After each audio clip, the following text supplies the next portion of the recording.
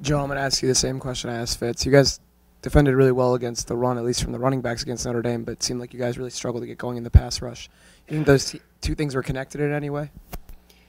For us, it was difficult to get going on the pass rush, just based on their game plan. They did a really good job against us, being able to, they're in RPOs and play action, so it was difficult for us to get a true pass read on them. But they had a talented offensive line, so even when the few instances they were in five-step, it was tough for us to get going. But I think that's something that we need to improve on this week. We need to affect the quarterback. He was sitting back there with a clean pocket and able to pick us apart, especially in the second half.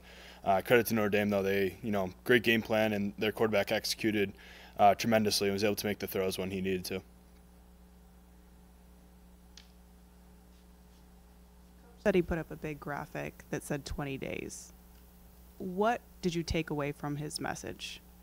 Yeah, for us, the only, our team has a limited life, and we're only guaranteed 20 more days, which is hard to come to realize. I think you have to each week go out and play knowing that in the back of your mind, and knowing that if we don't play the right way, and if we don't come out the way we want it to, that these seniors could be walking off the field with a bad taste in their mouth from their last year. And so that's something that motivates us as somebody, a younger guy, well, not necessarily younger anymore, but a guy who's not a senior right now who will hopefully be in that position soon.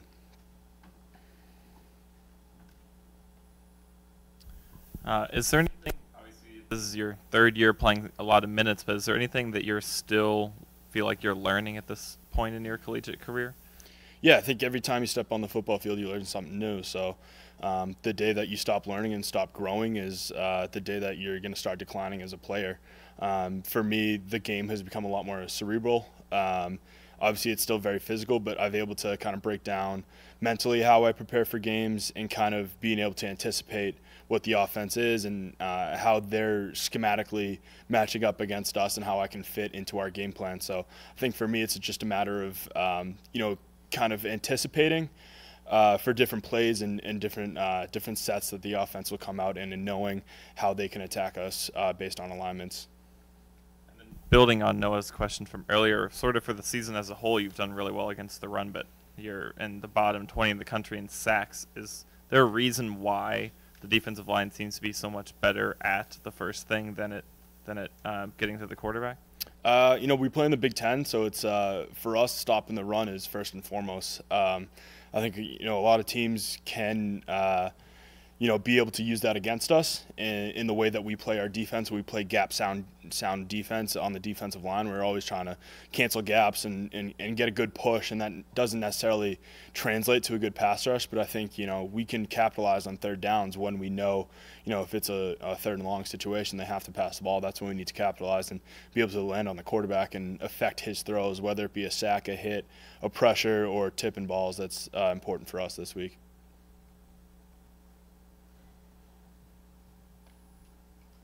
Joe, you played at Iowa 2 years ago. There are a lot of people who think it's the toughest place for visiting teams to play, partly because of the proximity of the fans. What stands out in your mind about playing at Kinnick, and do you have any specific memories of playing there 2 years ago and how the fans reacted? Kinnick Stadium is a great place to play. I think in the Big Ten, whenever you travel, it's always going to have challenges that you face. But for us, when we play at Kinnick, it's always special. It's a great matchup for us, but the crowd can be hostile. They can be in your ear at times because they're so close to our bench, and they try to get in your head with the pink locker room and all that. But for us, it's just another business trip that we're going on. Need to attack it the same way, but when the crowd's bringing energy, we can feed off that as well, regardless of who they're rooting for. We like being the enemies as well as we like being the favorites. So we're excited for this opportunity in a great stadium, and we're excited for a great game on Saturday. So you mentioned the 20 days of shelf life, and you guys are kind of coming to grips with that. But at the same time, on the other end, this is the first time that this late into the season since the divisions were implemented that Northwestern's been in the lead in their division. Does that at least start creeping into the back of your mind that, we are out in front, that number one is next to our names? A little bit, but at the end of the day, we have to go 1-0 each week, and our focus is on Iowa, and they're a tough opponent that we're going to face this week, and I think a lot of focus has gone into this game, so we're not looking too far ahead. It's exciting that we have all of our opportunities ahead of us, But at the end of the day, if we don't take care of this week, then our opportunities can diminish.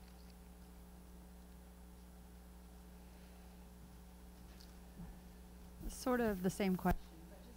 Being in that position and kind of looking at how this program has been built and what your coach has done here, do you see this, I mean, can you look at it in the big picture as a unique thing, or is it symbolic of where Northwestern is as a program? Is that too big picture for No, that's a fair question. I think this is a goal that we set at the beginning of the year. We always want to win the West, and to be in that position, it feels good because we've taken care of the games that we needed to take care of in order to be in this position. We haven't won every game, and that's something that we can learn on. But I think for us, moving forward, we want our goals to align with our realities. Then we have to kind of focus in on each game and each week. But it feels good to have won a lot of games this season that mean a lot for the Big Ten West. So I know you did some kicking in high school. With all the injuries to Drew and Charlie this season, was there ever a point where you were being considered to maybe do some kicking? It's a great question for Coach Fitz. I'm not really sure if I was considered. If they call my name, I'll give it my best shot. But those guys do a great job, and I trust them to get the job done on Saturday. Flynn, obviously your numbers have slowed down a little bit in the past couple of weeks, and I know you don't think about numbers too much, but still a possibility for an 1,000-yard season. What would a milestone like that mean for you? I think it'd mean a lot, but like you said, I don't try not to pay attention to that too much. I care a lot more about wins and losses than I do individual stats, so I'm not really paying attention to it too much. I'm more focused on winning. Do you feel opposing defenses keying on you more now than they were at the start of the season before you had their big games? Yeah. I think it's part of their game plan. And I mean, I think toward the beginning of the year, it wasn't as much. It was more, one-on-one matchups. And now, mainly since the Nebraska game, I think I've seen more teams kind of try to bring safety over the top and kind of go double coverage. And I think, but I think we got guys in the room and other guys in the offense that can make plays. So we do have answers to that when teams do try to do that.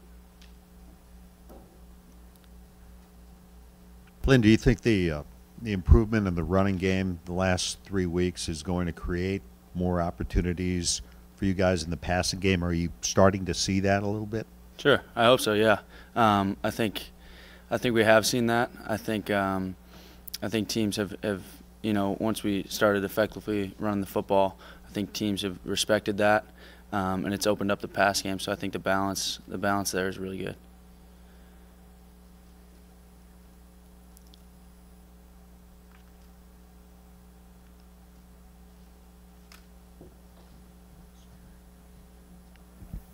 You've played at Kinnick before. I'll ask you the same question I asked Joe. Just your thoughts on playing there, and is it different than playing in other Big Ten stadiums? Or are they all pretty tough? Yeah, so I played there a couple of years ago. I mean, it was real fun. The atmosphere was awesome. I remember there were some questionable calls that Iowa fans didn't like, but and it just got loud, and it was an unbelievable atmosphere. But every Big Ten game has a great atmosphere and is fun to play in. So I think we just got to treat it like any other game. But obviously the atmosphere is in effect, but don't pay attention to it too much.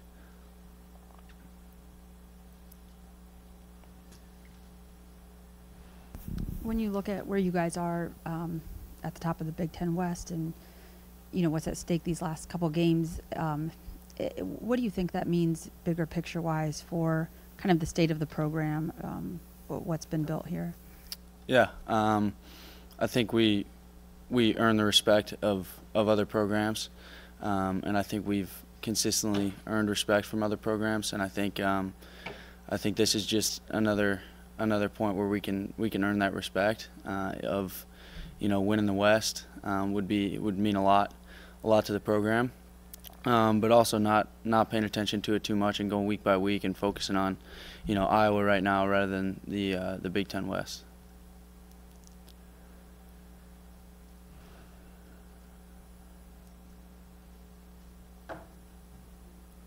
You kind of smiled to the question about Kinnick and memories there. Was there anything in particular like that you could hear or see, or something a fan did that it looks like you have some funny memories maybe? No, I just remember, after one of the calls, I just remember the fans went nuts, and you saw water bottles flying and stuff being thrown on the field. So it just kind of brought up those memories, and just a fun place to play in. Like I said, it's just real fun.